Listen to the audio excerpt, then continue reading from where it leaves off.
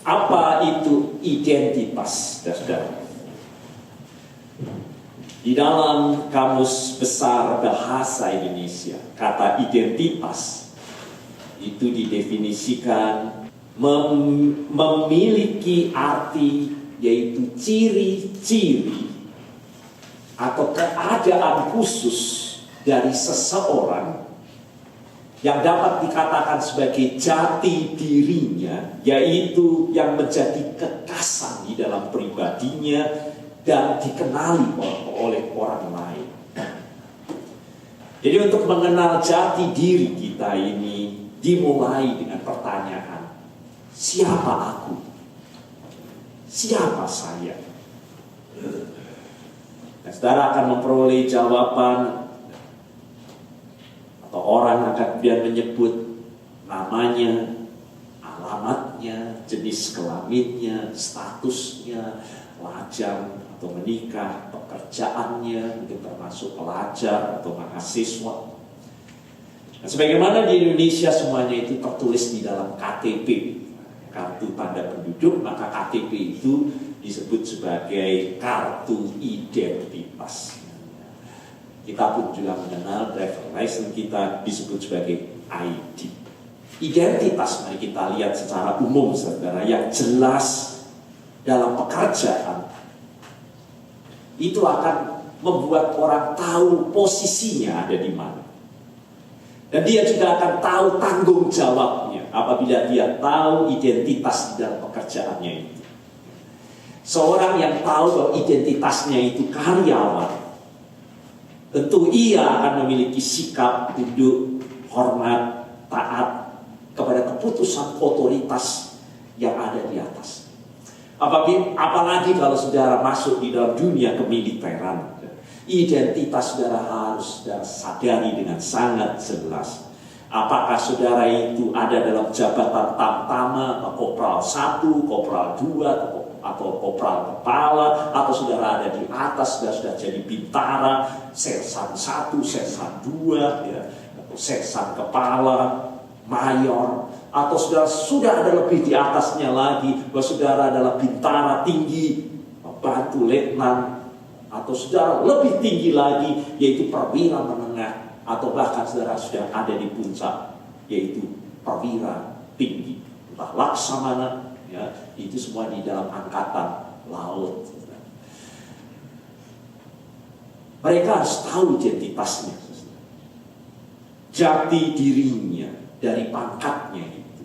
Itu akan menentukan sikap mereka, bagaimana berhubungan dan bersikap satu dengan yang lainnya, dengan kolega-kolega mereka di dalam dunia tentara, entah itu TNI, Angkatan Laut, darat maupun udara. Dan mereka pun akan tahu di mana batas-batas kewajiban mereka, apa yang boleh dan tidak boleh dilakukannya. Dan itu hanya contoh betapa pentingnya orang sadar dan memiliki identitas dan jati dirinya yang jelas. Maka mari sekarang kita lihat keberadaan kita sebagai orang Kristen. Apakah saudara juga menyadari dan mempunyai identitas dan jati diri yang jelas sebagai umat Kristen? Yesus berkata, saudara, di Injil Yohanes pasal 13:35. Dengan demikian semua orang akan tahu. Itu bicara mengenai identity, jati diri. Bahwa kamu adalah murid-muridku, yaitu jikalau kamu, lalu Tuhan menyebut demikian. Dan itu adalah identitas atau jati diri kita. Tuhan berbicara begitu pentingnya mengenai itu. Kalau kita sungguh ada di dalam Tuhan, kalau kita sungguh adalah muridku, maka kamu akan begini. Itulah jati diri. Itulah identitas kita sebagai umat Kristiani. Maka saudara, untuk mengetahui identitas dan jati diri kita bertanya, siapa saya setelah saya ada di dalam Kristus? Dan Tuhan katakan kau adalah ciptaan yang baru. Kira-kira sudah sadar identitas jati diri apa sekarang? Siapa saya? sebagai umat Kristiani. Nah, saya ajak saudara pada peristiwa pada saat Tuhan Yesus menjalani sengsara saat berada di istana imam besar. Petrus pernah ditanya statusnya atau jati dirinya, identitasnya. Saya dapat lihat di Yohanes pasal 18 ayat 17. Maka kata hamba perempuan, hanya berhadapan dengan seorang perempuan, penjaga pintu kepada Petrus, bukankah engkau juga murid orang itu? Bukankah engkau juga murid orang itu? Ini bicara status. Tetapi bagaimana jawab Petrus? Dalam ketakutannya, dalam sikapnya seperti pengecut, Petrus berkata, bukan. Coba kita lihat apa yang terjadi di dalam istana pada waktu ini. Di dalam istana Yesus sedang menyatakan dirinya tidak bersalah. Ya, baca, tidak ada yang memalukan, tidak ada yang menyesatkan di dalam ajarannya dan dirinya. Sehingga Yesus berkata, kalau sudah baca apa yang dikatakannya di dalam istana itu, tidak ada yang perlu ditutupi. Dan dia berkata, murid-muridku adalah saksinya. Maka Yesus berkata, mengapa engkau menanyai aku? Tanyailah mereka, yaitu murid-muridnya, yang telah mendengar apa yang kukatakan kepada mereka. Sungguh mereka tahu apa yang mereka dengar dari apa yang kukatakan. Yohanes 18 ayat 21. Tetapi bagaimana kenyataannya di luar murid-muridnya? Ketika Petrus ditanyai, bagaimana tanggapan Petrus? Ia tidak ingin dikenali sebagai murid Yesus. Dia pun juga berkata tidak tahu menahu tentang ajarannya. Dan Injil Yohanes menampilkan kontras yang sangat tajam. Kalau saudara bandingkan penyangkalan Petrus di halaman istana dengan apa yang dikatakan Yesus di dalam istana untuk bertanya bahwa murid-muridnya akan menyatakan siapa dirinya dan menyatakan dan bersaksi mengenai Kristus. Memiliki jati diri dan identitasnya yang jelas sebagai murid Yesus. Namun ternyata ironis, di luar ternyata Petrus sungguh-sungguh ditanya sebagai murid Tuhan. Namun dia menyangkali identitas dan jati dirinya. Dan mari kita sadari bukan hanya Petrus. Mari kita bercermin sampai sekarang berapa banyak orang Kristen yang juga meskipun Kristen tetapi tidak memiliki identitas dan jati diri Kristiani. Hanya identitasnya ada di KTP. Kalau di Indonesia, karena ada kolom agama, saudara tulis Kristen. Tetapi saudara hanya Kristen KTP. Apakah saudara mampu untuk menunjukkan identitas dan jati diri saudara sebagai umat Kristiani? Atau saudara seperti Petrus, meskipun bersama-sama dengan Yesus, diajar langsung oleh Yesus, tetapi tidak mampu untuk menyadari dan hidup di dalam identitasnya, jati dirinya sebagai orang Kristen. Seberapa banyak kita dapat hidup sebagai orang-orang Kristen dengan jati diri yang jelas, konsisten, dan utuh. Betapa sering kita mendengar kisah dari orang-orang Kristen yang menjadi batu sandungan penghalang bagi orang untuk datang ke gereja. Aktivis gereja yang nampak baik-baik saat berada di lingkungan tetangga, di keluarga besar, apalagi di gereja, bahkan memiliki jabatan gerejawi. Namun di tempat kerja, identitas Kristianinya punah dan berubah menjadi pengusaha belut, licin, sikut sana dan sikut sini, culas. demi untuk karier dan laba. Dan berkata, yang namanya dunia usaha memang demikian. Kalau tidak demikian, bangkrut dan rugi kita. Maka mari kita masuk di dalam firman Tuhan yang kita baca bersama, dimulai dari Perjanjian Lama, bahwa sudah sejak dalam Perjanjian Lama, saudara, Allah menghendaki umatnya itu sadar dengan sungguh bahwa mereka memiliki identitas yang jelas sebagai umat Allah. Dalam perjalanan bangsa Israel dari tanah perbudakan dan masuk ke tanah perjanjian, Tuhan menyatakan, inilah jati dirimu, inilah identitasmu sebagai umat Allah. Agar mereka dikatakan tidak meniru dan menjadi sama dengan perbuatan-perbuatan bangsa-bangsa lain yang sujud dan menyembah dan beribadah kepada Allah-Allah bangsa-bangsa yang di sana. Jangan engkau sujud dan janganlah engkau meniru perbuatan mereka, karena engkau memiliki identitas dan jati diri yang sendiri. Perbuatan mereka yaitu orang Amori, orang Het, orang Feris, orang Kanaan, orang Heri, orang Yebus, jelas-jelas dikatakan tidak berkenan di hati Tuhan. Dan bahkan dikatakan mereka akan dilenyapkan. Maka sangatlah bodoh bagi umatnya, umat Allah, yang coba-coba justru mengikuti, meniru jejak mereka ini. Dan tidak hidup dalam identitas dan jati diri yang ditegaskan Allah siapa mereka itu, umat Allah itu. Kita lihat bacaan berikutnya, saudara, di dalam Perjanjian Baru, Rasul Paulus sebagai Rasul Tuhan. Setiap kali baca Rasul Paulus selalu menyatakan dan memperkenalkan identitas dan jati dirinya yang sangat jelas. Bahwa dirinya hanyalah hamba dan budak Tuhan Yesus. Begitu tegas, selalu dikatakan, aku ini adalah hamba Tuhan, budak dari Tuhan. Dan saudara baca nadanya begitu bangga menyebut dirinya dengan sebutan hamba budak Tuhan.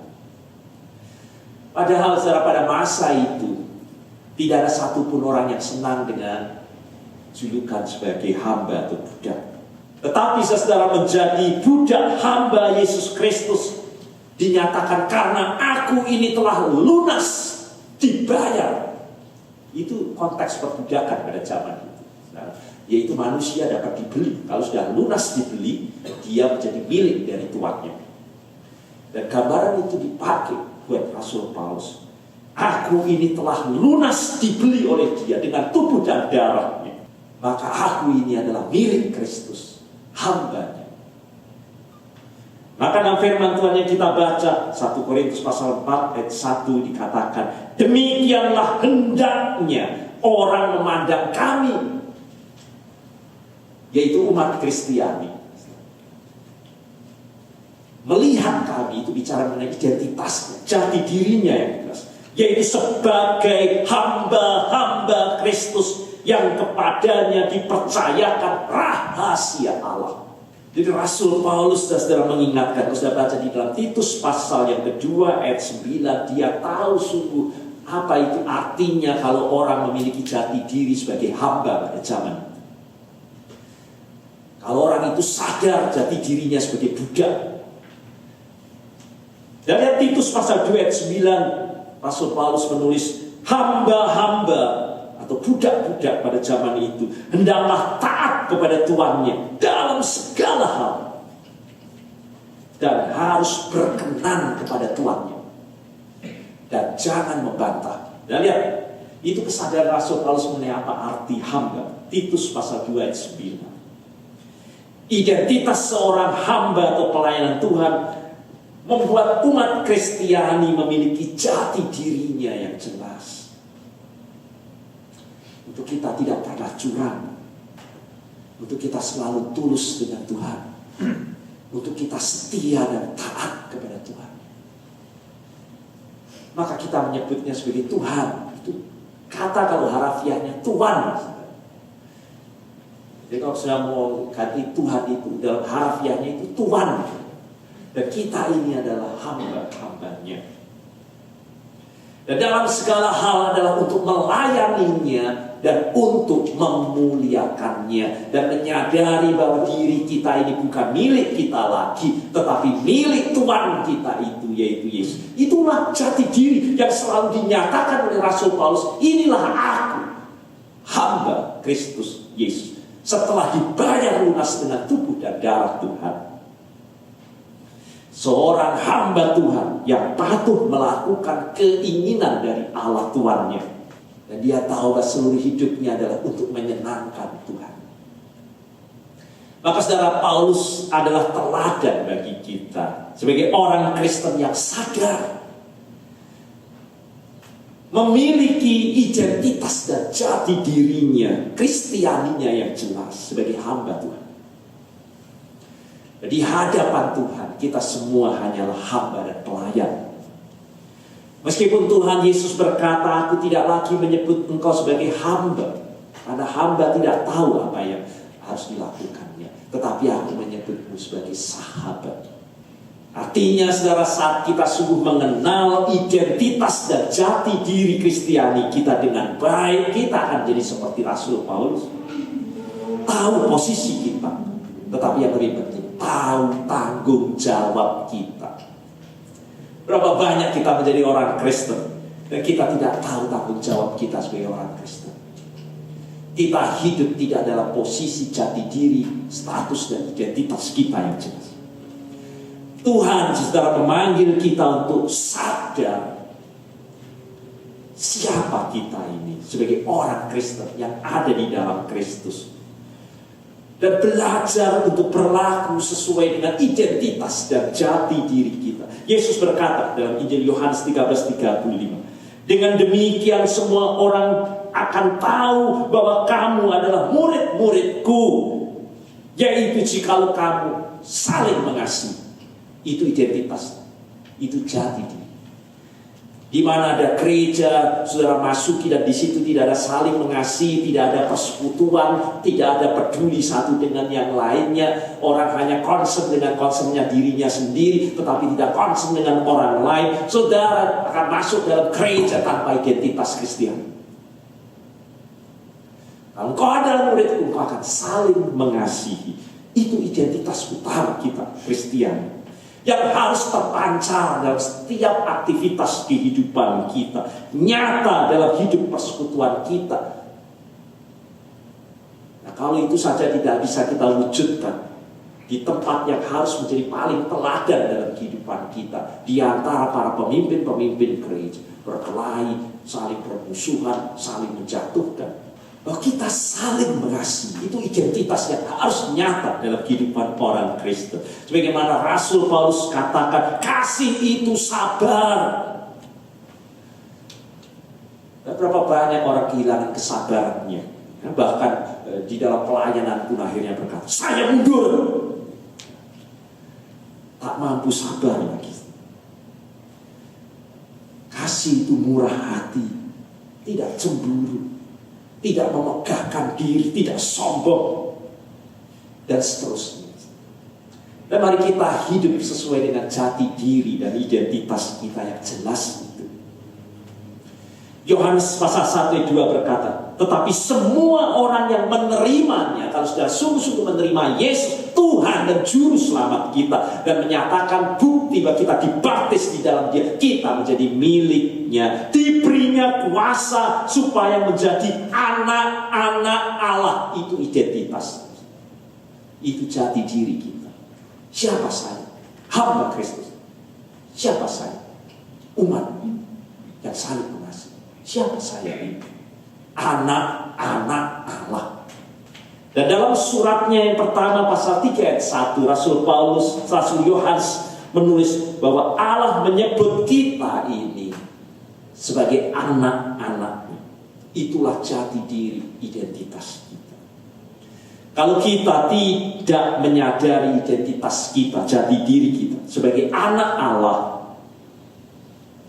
maka yang kita lakukan tidak akan sesuai dengan standar kita sebagai anak-anak Allah. Sejak kita menerima Kristus, kita dilahirkan kembali. Menjadi ciptaan yang baru, dilahirkan bukan darah dan daging atau keinginan laki-laki, tetapi oleh kuasa Allah kita diangkat menjadi anak-anak Allah. Benih ilahi ada di dalam diri kita. Namun selama kita sadari, gempuran iblis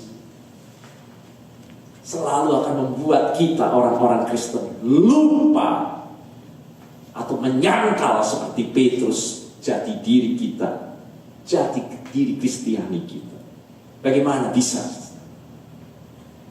Lewat tantangan, lewat pencobaan, hidup yang begitu beragam dalam kehidupan kita. Kita bisa memiliki gambaran jati diri yang jungkir balik dari anak Allah. Dan saudara akan dibawa oleh karena pergumulan, oleh karena masalah, oleh karena onak duri dunia ini. Saudara bukan memiliki gambaran citra status sebagai anak Allah, supaya saudara memiliki citra yang buruk mengenai diri saudara sendiri. Bukan sebagai anak Allah, tetapi saudara merasa saya ini anak bodoh. Berapa banyak orang dipanggil Tuhan, jangan saya bodoh. Yang lain yang pandai-pandai saja.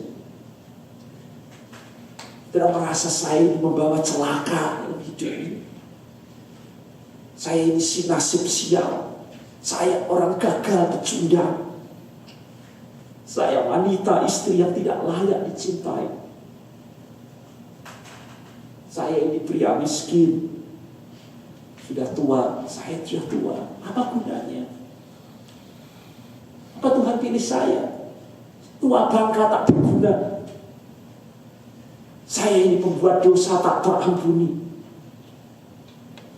Dan lalu tanpa sadar, saudara lupa jati diri status saudara sebagai anak Allah. Dan saudara berlaku dalam gempuran itu. Dan saudara tersiap.